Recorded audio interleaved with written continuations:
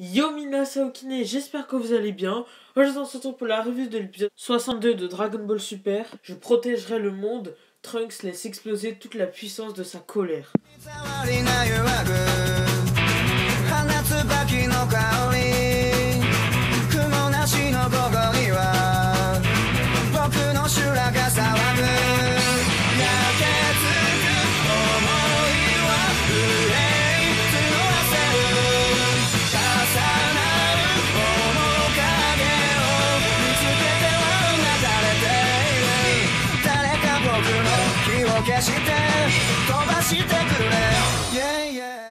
L'épisode débute après que Trunks a exécuté sa nouvelle mystérieuse transformation.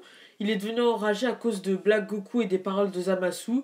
Il déclare qu'il va les tuer, mais Black Goku trouve cela absurde. Mais alors que ce nouveau Trunks rivalise avec Black, il est toujours incapable de le tuer.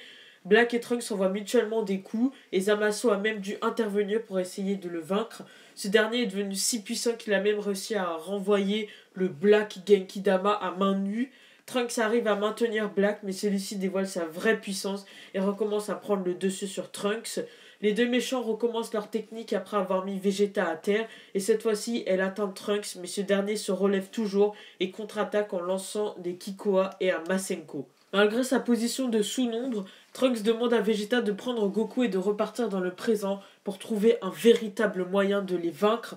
Pendant que lui va les retenir un moment, Vegeta hésite mais c'est le seul moyen, c'est pourquoi il donne les Senzu à Mai et demande à Bulma de préparer la Time Machine.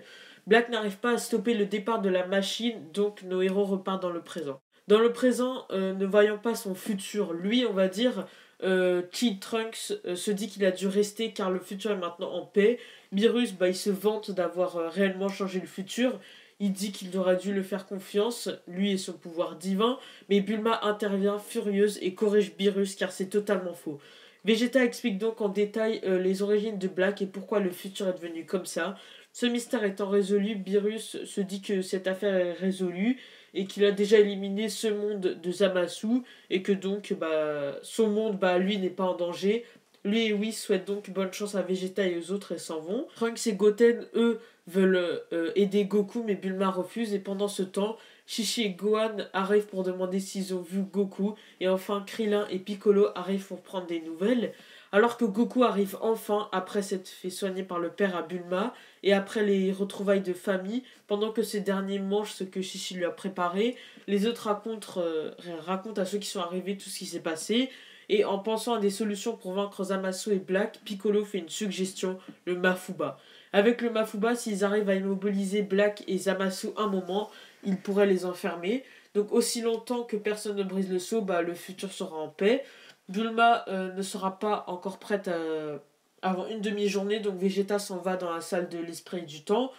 Goku se demande à quoi ressemble le Mafuba et Krillin lui répond que Muten Roshi doit savoir.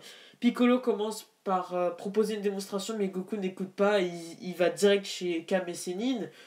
Ce dernier, à Kame House, lui demande de lui apprendre, lui apprend le Mafuba et après un rude entraînement sous la supervision de son maître, Goku y arrive finalement et Muten Roshi par préparer un couvercle et un seau de scellement. L'épisode, lui, se conclut lorsque Beerus et Whis rendent visite à Gowasu dans l'univers 10, lui expliquant que le futur n'a pas du tout changé. Beerus ne peut rien faire vu qu'un dieu ne peut alterner le temps, mais Gowasu intervient et dit qu'il va s'en occuper car tout est de sa faute. Alors, concernant le scénario, on peut voir que Mirai, Trunks et Black sont à égalité et encore une fois on nous expose la badassitude de Trunks car on voit qu'il n'abandonne jamais, il utilise des techniques comme le Masenko, le Final Flash. Ils accentuent ce côté encore une fois où Black et Zamasu c'est les mêmes personnes et ce qui me déplaît pas trop. On sent que Vegeta aussi part à contre-cœur en laissant Trunks seul dans le futur, mais Bulma aussi car elle était même sur le point de frapper Beerus. Ça fait grave plaisir de voir que tout le monde s'applique peu à peu dans l'histoire. Et en plus, ce qui est encore plus stylé, c'est qu'on passe de l'humour à l'action en 2 minutes. Et comme je l'avais dit, le Mafuba aura son importance dans le futur. Mais ce n'est pas Piccolo qui va l'apprendre, mais Muten Roshi. Et ce qui est dommage, c'est que ce soit encore Goku qui va finir Zamasu et non Trunks comme je le voulais. Un autre côté négatif, c'est que l'entraînement de Goku ne dure même pas 2 minutes, même si ça peut se comprendre vu qu'ils n'ont pas beaucoup de temps et que Goku s'est amélioré entre le début et maintenant. Et pour finir, on peut remarquer aussi que Gowasu reviendra sur le devant de la scène, donc on peut s'attendre à un combat entre les deux Kaioshin. Après, concernant l'humour, on a, malgré les changements de tension, avec Goku, Shishi et Goten et même Vegeta, on a de l'humour. Et pour finir, j'ai kiffé quand on voit Goku s'entraîner à faire le Mafuba sur la tortue. Donc pour le scénario, je vais donner un 8 sur 10. Ensuite, pour les visuels, on a des dessins magnifiques sur Trunks et Black pendant le combat, mais parfois on a des plans pas ouf et des animations ratées. On peut aussi dire que les auras des deux personnages sont de mieux en mieux faits. Ce que j'ai pas trop aimé sur cet épisode, c'est... Vous voyez l'espèce de double Genkidama de Zamasu et Black. En fait, il a été fait deux fois, mais de exactement de la même manière. Du coup, c'était un peu perturbant. On a aussi un remake du passé qui fait grave plaisir lorsque Muten Roshi utilise le Mafuba sur Piccolo. Donc c'était plutôt cool. Et j'ai rien d'autre à dire sur le visuel. Donc je vais donner un 3,5 sur 5. Après, pour les OST, pour une fois, on a une bonne palette de musique. Comme par exemple les musiques de tension qui sont malgré tout assez agréables à entendre. On a aussi des musiques assez mystérieuses et des musiques qui donnent la pêche, on va dire, pendant l'entraînement de Goku qui rappelle celle de Pokémon Soleil et Lune.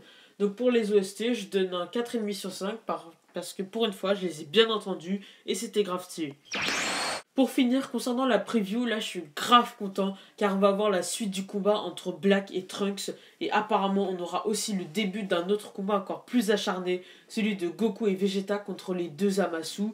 Et ce qui m'a le plus plu dans cette preview, c'est de voir Mirai Trunks utiliser une technique qui ressemble vraiment au canon Garrick face à Black et ça en fait une dose de fanservice. Voilà, la revue de l'épisode 62 de Dragon Ball Super est maintenant terminée. Les vidéos, elles vont prendre du temps à arriver, comme vous allez le voir, parce que j'ai plein de vidéos à vous préparer. J'ai les revues de Dragon Ball et de Naruto, j'ai des théories sur Fairy Tail et Dragon Ball encore.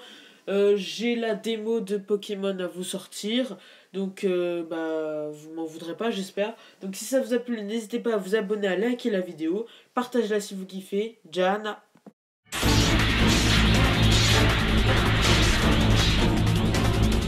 貴様が俺を倒すだと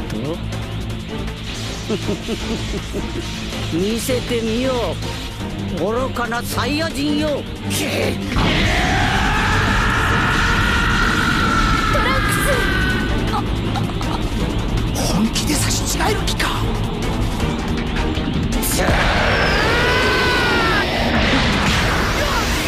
うわっ